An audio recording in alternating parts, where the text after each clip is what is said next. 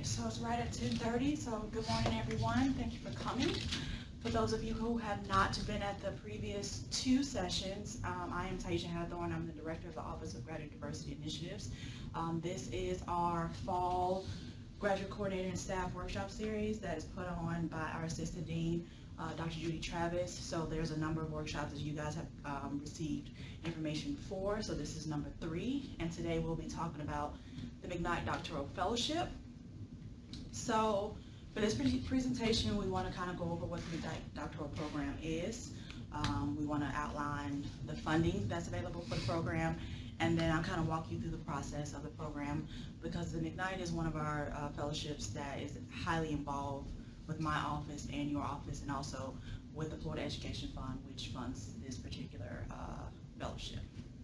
So just to remind you guys what we do in our office, we are a unit that's located within the graduate school, specifically within the Division of the Graduate Student Affairs, and our goal is to increase the number of graduate students from underrepresented ethnic groups. And so here is the groups that we consider underrepresented. And then we also provide resources to our underrepresented students. We provide them with mentoring. We run a couple programs each year. But our office is also unique because we run Graduate Education Week, which is happening October 22nd. But we also run Graduate Student Appreciation Week, which is April 2nd. So we do run programs that are actually open to all students. So even though we are a diversity office, we do cater to our complete population here at the University of Florida. So here is just kind of a list of our funding opportunities. So we went over McNair last Tuesday, we went over Family Feeder last Thursday. We're going to talk about McKnight today. I just wanted to put all of these up here just so you can realize just all of the awards that are available through our office. So we are going to talk about our U of Santa Fe faculty development in the spring, because the deadline is actually May 1st. We're going to talk about our Board of Education summer program also in the spring as well. We will not be going over a bridge to the doctorate because we are not due for another cohort until probably 2021. So when that comes back around, we will talk about that particular award. We started our 4th cohort here this fall, so we talked about it last year, but we won't talk about it this year.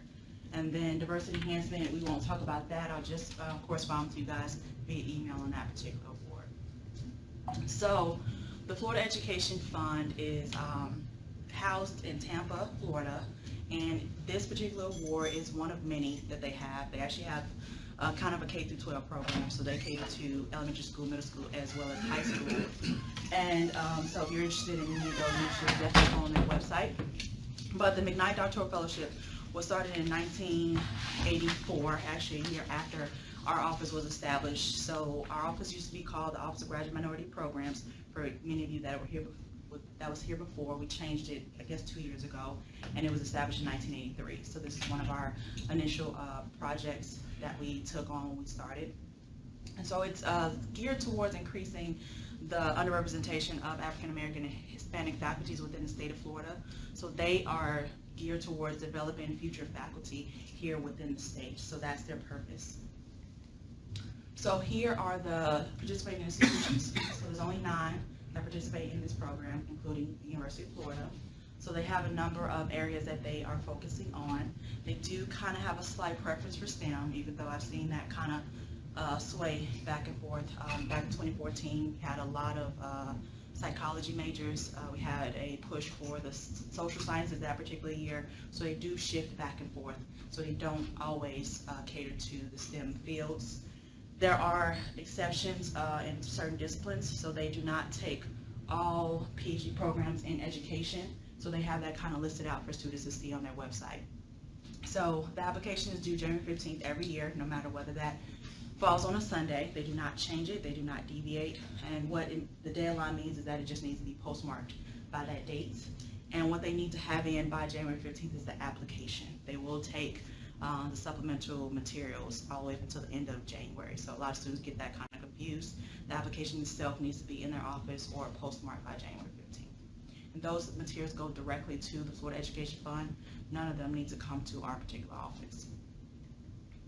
So I want to kind of go over the program itself. I've kind of been doing that this year.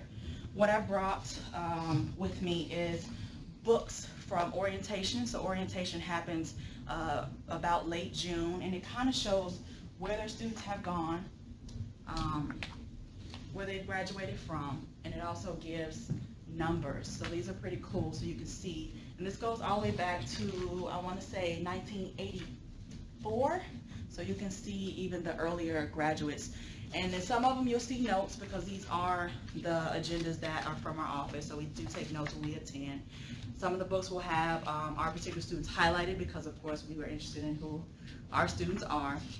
One of the years we established an advisory committee. So the information that's kind of cool is in the back. You didn't kind of look at it, but it's okay. So if you turn to the back, it has all those students listed there and where they graduated from. So anyway, the MDF to date has awarded over 1,200 fellowships. They've produced 660 PhDs. They currently have 382 fellows that are still in the pipeline that are currently enrolled within the state, and they have a retention rate of about 86%. So of that, UF has produced about 175 of those PhDs. We have a retention rate of 80%. So each one of those books has each institution's retention rate. So we're not number one. FAMU is actually number one. I think this year they have 93% retention. Well, we're not the lowest, so I'm okay with that. And then right now we have about 111 fellows that are matriculated. So I want to point out some of you guys that are in the room that have anything to do with recruiting faculty, specifically because this program is for the development of future faculties. There are 382 fellows right now that are available, right, that could be recruited as a faculty member here at the University of Florida.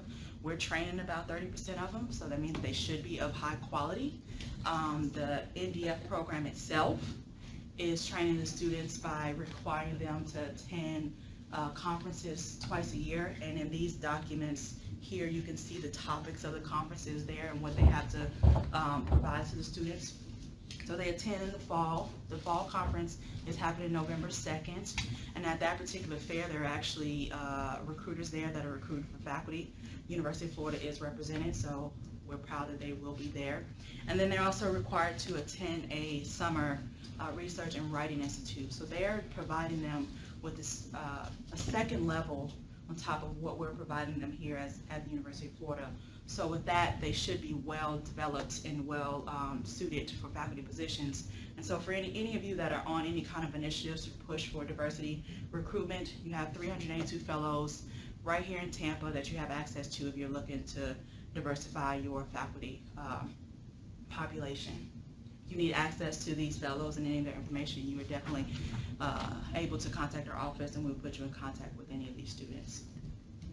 So, the McKnight Doctoral Fellowship, this is the flyer that is sent to our office, which we're in the process of sending it to you.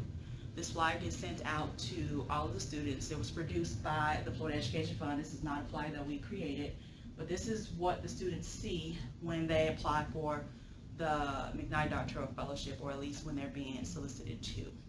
So what this is advertised as is a 5-year award, and so you see that they only tell them that they're going to get $5,000 for tuition and that they're going to get a $12,000 stipend. So this does deter a number of students from applying because they think like, oh, well, it's only $5,000, oh, it's only $12,000. That's not enough to cover the tuition at the university I want to go to. So when you're corresponding with students, let them know that that is not our minimums. That is the minimum that is coming from the Florida Education Fund. That is the minimum that's required for all of the nine participating institutions. Of course, FAMU's tuition is lower than ours, so they won't have to come up with the same amount of money, but these are the minimums. So we do our best with letting students know that this is not what they would receive. So our minimum is a lot higher than that, and we'll go over that in a second. So when we're going through the process, one of the first things that I send out to you guys is these wonderful agreement forms that we've created maybe about 5 years ago. And it kind of just lays out the fact that there's a 5-year commitment being made to the student.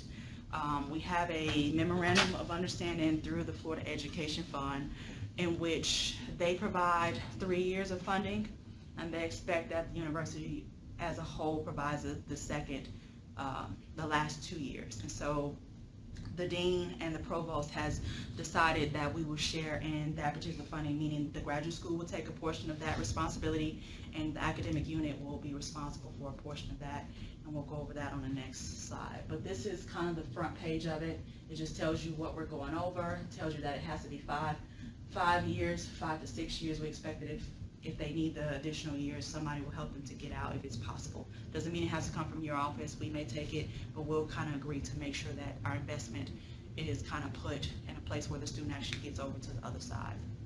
All right, so we expect that these awards are 12-month appointments. Again, if you have units that are on 9-month appointment only, we will try to work those out, but this one definitely, we prefer it to be 12-month appointments. We rarely will do the 9-month appointments for these guys because of our agreement with the Florida Education Fund, but we can consider it. So this is what you also see at the bottom of that first page, and on this, it gets a little busy because there are just so many options to fund these students. So you have your graduate school fellowships, you have your graduate school preeminence awards, you have people that split. Some of these awards are for 4 years, some of them are for 5 years. So what I try to do on this very first page is I lay it all out. This is the form from last year. So what you would do with this form is, number one, this top portion is the portion that's coming from the Florida Education Fund and the graduate school, meaning our office, okay? So this portion we handle. We request a check from Florida Education Fund. We have an account that we pull this money from, and then we put in a tuition waiver and cover health insurance. So this is something that you never have to worry about for the 5 years. So $12,000 is what FEF has agreed to provide us for years 1 through 3. We're going to cover the tuition at full tuition, so above and beyond the $5,000 that they listed on their flyer. And then in year 4, we're picking up this $12,000 that was initially given from the Florida Education Fund, and we're still going to cover tuition and fees and health insurance. That got kind of cut off there. In year 5, we're kind of giving it over to you guys, and you'll be more responsible for full support, and we'll just provide a small supplement, but we'll still cover their fees, because I know that it's not common for your appointments to come with the coverage of student fees, so we won't make you guys do that. We'll still give that to the students. So this box here that's separated from everything else, this is the minimum that students can receive. So at the basic level, the student from last year, so these are kind of governed by the GAU bargaining. So if the GAU minimums change, then of course this changes. I haven't gotten word that anything has changed, but I have no idea. They drop stuff out of the sky all the time. But from 2018, for this current year, our minimum was $26,080 for the 5 years. So what that means for you guys is that you would have to appoint the student at a 0.3 FTE, stipend only, for 12 months. So there's no processing of any tuition waivers. It is just stipend only. We're requiring that that appointment be a research assistant or a TA, so we don't allow any student assistants, which I haven't seen that title in a very, very long time, and we don't allow that to be on any kind of OPS. So it needs to be a research assistant or a teaching assistantship. So then in year 4, kind of the same thing. We've picked up that $12,000, so for you it's still tuition only. However, in this particular year, we've kind of given health insurance to the department, okay? And then in year 5, we're wanting you guys to kind of do the standard requirement, which all of our students are going to be on a 0.5 FTE. And so you'll do a 0.5 FTE and with tuition, fees, health insurance, and we'll still give that particular student a supplement. Now, it gets a little kind of fun and trying to figure out where you want to go if you decide to do a GSF for these students, but we do our best to kind of lay all of that out. So you start in this column here and decide whether you want to do a 4-year GSF, right, which would then equate to a 5-year because we have to do 5 years here, and then you decide on the amount. So if this would be $30,000, tells you how it would be laid out. At $30,000, it would be $18,000 stipend only. At $36,000, it would be $22,000, and this is actually GSPA. So the difference between here is GSF at 4 years, GSPA at 4 years. And then this kind of lays out what you can do with those. Fun, all of these letters coming from the graduate school. Had nothing to do with it, saying it on camera had nothing to do with it, but I love them. So what will happen is when we're in the process of awarding students for the 2019-2020 cycle, I will lay all of this out. I send you 2 forms, one this condensed 2-pager, but then there's another 3-pager that kind of doesn't condense it, gives you a lot more words and a lot more meat to kind of figure out how to navigate this. So this is page 2 of the agreement form. So those other 2 slides are just the first page. You see the name, the commitment, and then the long box. The second page is where you guys would need to fill out your information.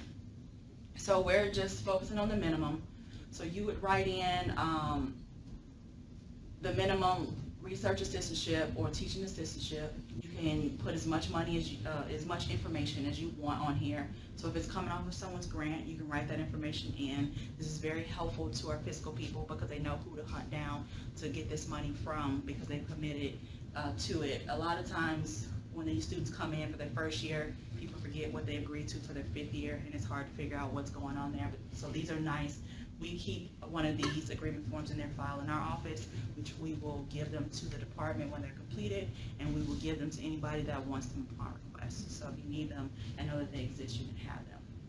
So then for year 4, you kind of just remind yourself that it's tuition, health insurance, and then for year 5, I kind of realized that the minimums kind of change about every 5 years. So you can either put in the current minimum, but if the minimums go up, you're kind of on the hook, right? So if it goes, if we wrote here the current minimum, which is $20,500 or so, and it went up 5 years from now, you can't justify giving them what you wrote here because our HR won't allow you to do that. So we can't, just because we wrote it on here, we can't circumvent the GAU bargaining. So whatever the current minimum is 5 years from now, you have to kind of give them that particular amount. I want to make note that the 0.33s are minimum stipends.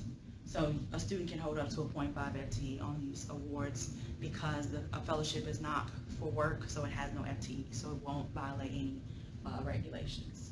All right, so I kind of want to talk about the process and just the timeline. You guys can stop me at any point if you have any questions, okay?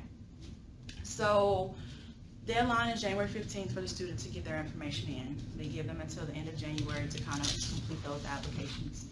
Then they open up a portal that our office has a password to, and we log in early February, mid-February, just depends on when they give us access. We're at their mercy. Our office kind of sorts through it, so when we open up this portal, UF usually has about 250 applications in it. We go through to number 1, weed out the incomplete applications, and then the applicants that did not also submit a graduate school application. That list will go down to about 140 names after we get to that point. Then we start sending out emails to you guys for the viable students that have completed a McKnight application and has completed a graduate school application. At that point, then we need to figure out whether they're admitted to your program and whether you guys are willing to share in their commitment over the 5 years. That's the point at which we complete those McKnight agreement forms. The whole process, they give us roughly about 3 to 4 weeks to kind of do that. So it takes us maybe about a week to kind of sort through all of the names. And then we give you guys roughly about 2 weeks to respond to us of whether they've been admitted and whether you want to finish those or complete the McKnight agreement forms, right? So the selection meeting happens the first week of April. Some years this happened last week of March, which was great because it gave a little bit more time for students to make a decision. We've tried to push that as early as possible, but the last week of March is the earliest that they have allowed that meeting to happen. During that meeting, all 9 institutions has to have a representative present. I've attended all of those meetings in the last 5 years I've been here. And at those meetings, each institution rep is expected to read every application in the portal. So it's about 250 applications that we read, and we sit around a table as a kind of a selection committee. So when we attend these meetings, we are not advocating just for our students, we're advocating for all of the students, so it's kind of fun, even though we do advocate for our students. During the meeting, we select 40 guaranteed awards, and then we do 20 alternates. So then after that, They award roughly about 50 awards. The highest I've seen since I've been here has been about 58. So they do have extra funds from year to year because they're state funded, but their minimum is 50. After the meeting in April, they notify the students directly, usually the same day, if not within the same week. And so what happens is that when I return from the meeting, I contact you guys with a list letting you know who's been awarded and encourage you guys to reach out to your applicants. Because the students are getting bombarded by a bunch of different entities, my office, we do not contact them directly while they're in the process of applying. So we have McKnight talking to them about the McKnight Doctoral Fellowship, and we have you guys talking to them about their graduate application. We do not get into the mix because we don't want them confused about who to contact for what, and that's during the application process. So we are really relying on you guys to recruit them and to advocate that they accept the award and making sure that they understand what's going on. If you need us to contact them for clarity about any of the things that you cannot answer, that is definitely an option, but they just kind of get confused when it's too many people interacting with them, and they start sending us stuff and not sending you things and not sending FEF. And sometimes they send it to our common email, and some things just get kind of overlooked and lost. We just really don't want to mess up them being able to be admitted to the university and also accept this award. So I just want to let you guys know that we do not intervene in that process at any point. We contact them during this time of the year and request that they apply. So it's kind of these emails that come out in that regard, but we never contact after that. Yes. Tyisha, are these students who apply, are they provided a application waiver or not? They are not. So this is the only one out of all of our awards. The McKnights are not given application waiver. Yeah. Do you know if that's a deterrent for some of these students? I mean, you know, it can get kind of pricey if they're applying to all of the 9 institutions. You know, interestingly, I don't have them even ask. They never contact our office. So FAMU feeders will contact and ask. McNair will ask as well. And I don't know if that's a product of the program telling them that it's available, right? Because McNair itself, I mean, McKnight is not saying you get application waivers. Right. You know, and so, and given that we still get about 100 and something students that have completed both, I'm not sure that they're having an issue with our 30-bug application. Yeah. You guys have any questions? All right. So this is, so the first part is where we kind of do a little song and dance, right? This is where we need the most help from you guys. This is where we need to make sure that we have the correct graduate coordinators. We rely on GEMS to get our information for who the graduate coordinator is. So if you guys can keep that up to date, that would be helpful. A lot of the times, I utilize contacts in the departments that I've worked with just because I know. So I try my best to be knowledgeable of that and send them to those people. But this is kind of not having the correct graduate coordinator is kind of a hurdle because it'll sit in someone's box for a couple days and not get to the correct spot. So that would be helpful if we make sure we understand who should be responsible for these things.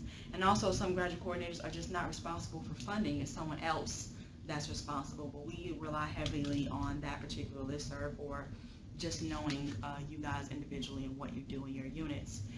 Keep in mind that this is a very short turnaround, so 3 weeks is fairly short for us to kind of clean up the list, for you guys to get the signatures on your end, and quite difficult for some of you because this is kind of early in the game and you haven't even made decisions about admissions, let alone funding options, okay? So I do understand that. So whatever you guys can do to be aware of the short cycle. So this is running from the very beginning of February. So the whole month of February is a time where we're trying to figure these things out.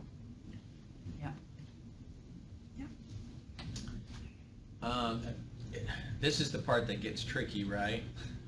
Because, I mean, you're sending a list to us, we're reaching back out, and we're basically admitting these students with support in February or March, correct? You're admitting them, so you're admitting them to my office. Remember, we're not telling them this information at all, right? So you're saying that student X is viable. This is just coming to me. Okay. So my office nor FEF contacts the students until April, Right. first week of April. And So by they're- then you will have contacted them. Right, so they're not being formally admitted in their application process yet. Correct.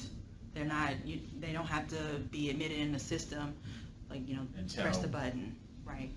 But they have to be, you have to be willing to admit them, not admit them because they are qualified for the McKnight. That's why I said that's the tricky part. Right. Is that, I don't want to say it's tricky, but programs need to know that if they're admitting this student regardless of whether they receive a McKnight or not, Right. which means that if they admit him and they don't receive a McKnight, then obviously, their commitment for support is different. Correct, right. Yep, so what you're getting at is the fact that the McKnight cannot be contingent upon them receiving, their admission cannot be contingent Right. upon them receiving the McKnight, right? Number one, but they also have to be admitted to a PhD program in order to even go forward to the list. So what happens is that once we send out the 180 names or so and we get back your commitments, everyone else that has applied to McKnight and also applied to graduate school, but without funding, those names don't go forward. So what happens is we go from 180 to about 45. So we have about 45 names, which is the most out of the 9 institutions, and that we put forward, but not all students actually make it to the final round. And so it gets a little difficult because some students that have applied to McKnight and to graduate school have been waitlisted, and I don't really know how to handle that with units. Some units are willing to go out on a limb and put their name forward and say that they'll fund them because they realize that maybe their top candidates may go somewhere else. I don't really have a solution to that, but all I can say is that this award, they have to be admitted and they have to be supported. And so given that not all those students are going to get the McKnight, you can't just have them admitted and not have a backup plan for them, right? So it definitely is a tricky thing. So what we need from you guys is just that confirmation that they've been accepted and that you're willing to support them. We need this list by early March, and we need those completed agreement forms. These forms are internal documents. They do not leave our office at all except going to you. We do not give them to the students. And we do not, in this particular round, we do not send them out until it's been confirmed that they get the award. So we keep them with your signatures. Once McKnight has told us who has the award, we then get Dean Fryerson's signature on it, and then it becomes an agreement. So until Dean Fryerson's signature goes on it, it is not an agreement, it's just kind of an informational document. And so we kind of get rid of them once we separate out the ones that have not been awarded versus the ones that have, and we send them back to you, and those happen in June. So I wanted to put this letter up here because I want you guys to make sure that when you are corresponding with students that you do not mention anything that makes a student think that they have gotten the McKnight in your letters. So this is actually a letter from one of our departments that was sent out in probably 2017 that basically was telling them that they had gotten the McKnight Doctoral Fellowship, and they listed in a particular amount in this particular letter. And because it was sent to them as a funding letter, if the student would have come, the student decided to actually go to Emory, happened to be one of our McKnight scholars that I mentored at the time, so they kind of knew what was going on with this, and they sent the letter to me. But if they would have accepted this particular department would have been on the hook to provide them with this $20,000. So be careful of how you write the letters. Definitely write language in your letter that says that I'm giving you this particular award, however it will be modified based on any additional funding you may receive. That's fair game. I'm giving you a 0.5 FTE at so many dollars over so many years. This particular award will be modified based on any additional funding that you may receive. So you can make a blanket statement, because if they got NSF, you're going to modify it. If they got a Ford Fellowship, you're going to modify it. If they got a Gates Award, you're going to modify it. So you don't have to even mention anything about the McKnight in your letters, but you can tell them that this award will be modified based on any external awards. Some departments will say that you will get no less than an amount, which is helpful, because if you do put that kind of language in the letter that says it will be modified, students automatically think that you're going to cut their money in half. So you can kind of reassure them that you're not necessarily going to cut their money in half if they get something else, but you can't stack, because that's also another assumption. A student that, if you're awarding them this $20,000 and they remember that McKnight advertised at 12, they're thinking in their mind, well, I got 20 and I got 12, so I'm going to get 32. So you have to be clear about what you're going to give the particular student when you are corresponding with them with your letters. So some other regulations regarding the McKnights, because they are a special group of students. There are no other group of students that are both on fellowship and an appointment. This is an agreement that we worked out with the provost office, simply because it was a lot of confusion behind whether McKnights could work. So we had a lot of students that were not allowed to TA because they were on fellowship, and it was a lot of confusion about whether they could or could not. So we made it very clear. Number one, we're requiring that they're on appointment now, so there honestly is no confusion.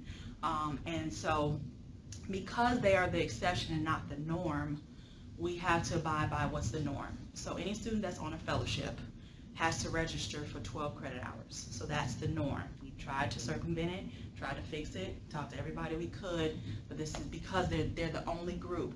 We are going to have to go with the way that we have to do it. So with that being said, McKnights can register for 12. We will cover 12, so they don't have to drop down to 9 credit hours, but I know a lot of departments feel like students taking 12 credit hours is at their disadvantage. So if your department requires that the students can only take 9 credit hours, 9, 9, 6, 9 fall, 9 spring, 6 over the summer, you will have to submit a petition, okay? So this is just kind of a blurb taken off of the website. The petitions are submitted. There's a form that's available, and it's submitted to this address here, graduate school petitions at aa.ufl.edu. So if you guys can submit those kind of early, that also helps the process.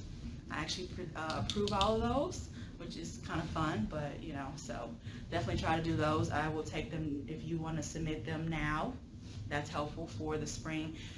I guess about 3 years ago, we changed from it being for an academic year to being every term. Had nothing to do with that either, so don't blame me.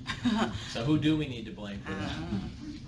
It was the assistant dean. She's not here, so I guess I can throw her under the bus. She's not here anymore. But the reason it was changed is because it was a lot of work, because the departments would put in a petition in the summer and then decide in the spring that they want to change it. So it was difficult for us to go in the system and take it out, because what would happen is that we need to delete the petition, you need to submit a new one, and so it became a lot of work because students don't know what they want to do. They tell you that they want to do 9, you know, during the summer, and then they decide that they want to take an extra course because they want to work on a master's of something, right? Because they have these extra credit hours. So that does happen. The upper level McKnights will tell students that, hey, maybe you want to get a master's in management, right? And so they will use those extra credit hours to do a small master's outside of their department. A lot of them do MPHs as well with those extra credit hours. So they do tell other students that, and then all of a sudden you have these students that want to do it. So how does that work? Because obviously if they're on assistantship, you know, it clearly says 996, and they are on assistantship, but they're also on the fellowship, which is 12. So if they register for 12, are you guys covering those 3 extra, Yeah. you know, Yeah. for all 5 years though, or just for the first 4? Just the first 4, just the years that we are, yeah, because I guess it still applies when they're in the 6,500. Just in the years that we're responsible for their tuition. So are they truly on McKnight Fellowship then in year 5? Not really, right? They are, just because we agreed, right? It's a memorandum of understanding that it's 5 years with 3 and 2. Yeah. But that can get that gets tricky in year 5 if they register for 12 credit hours. It does. 'Cause they're truly just on assistantship. And then they're also usually higher, so they're at a 0.5 FTE Right. as well. So what happens, we make it very clear to them in orientation. So we sit students down, and we give them very vague language about your assistantship comes from here. Your fellowship comes from here, and you need to contact Sarah McLemore for this. We let them know that we are covering them for 4 years. In their 5th year, the department has a higher load, and it's also tricky for our students that have to go out on internship. So if they're out on internship in year 5, so we make sure we talk to students about their 5th year, make them aware that 5th year is different. So either they can try to graduate in 4 years, or they need to understand that things are going to be different for them in year 5. We send out emails to the student letting them know that they're coming up on 5th year. We send out emails to the department saying, hey, you have a student that's coming up on 5th year. So we try to make people understand that things are going to be different, but we have an orientation for all of our McKnights when they come in because this is unique and because it changes every year. These forms have looked different every year since I've been here, and they cannot get advice from somebody that's 2 years ahead of them because their package is not the same, and it's going to look different next year because the president has changed the GSFs and the GSPAs again, and I have no idea what they've been changed to, but I will make the adjustments once I get those numbers, but they change every year.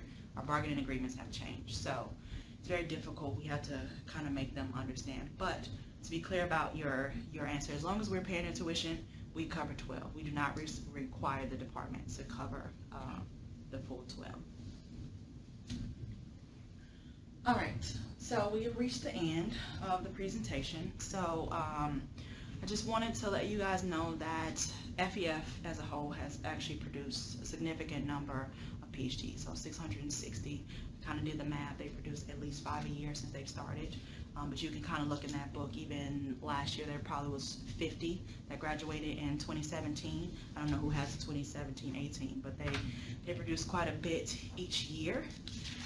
Just kind of point out the fact that it is a large applicant pool for faculty, and we're honestly, it's a tax-paid program. It's funded through the state.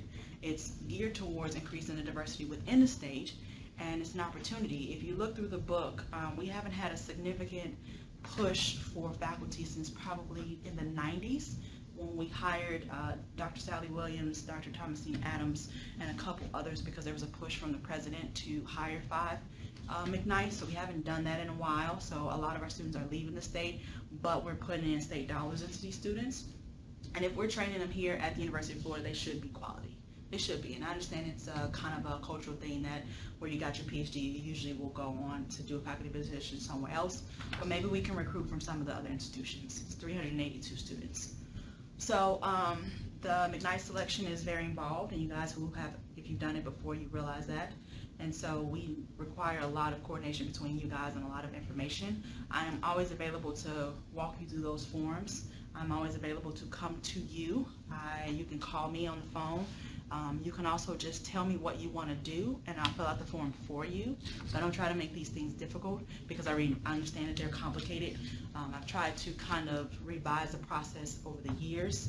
In the past, you guys got the actual login information and had to go through the portal yourself and kind of mine through it. We've refined that, so we do it. And so whatever you guys need while we're going through the process, but understand that we cannot change any of the dates and times because FEF says so. So they give us a very short period of time to get these things done. The application is due January 15th, no matter what, and we meet in April. So have a fun time of reading a bunch of applications and sitting around the table and talking about the students. So, you guys have any questions? All right. That is my email address. This number at the bottom is directly to my office phone. I don't know if that's listed everywhere on the website, but that is if you need to call me directly in my office. I think it's in my signature line, so if we corresponded, you should have it. Okay. Thank you so much. Thank you.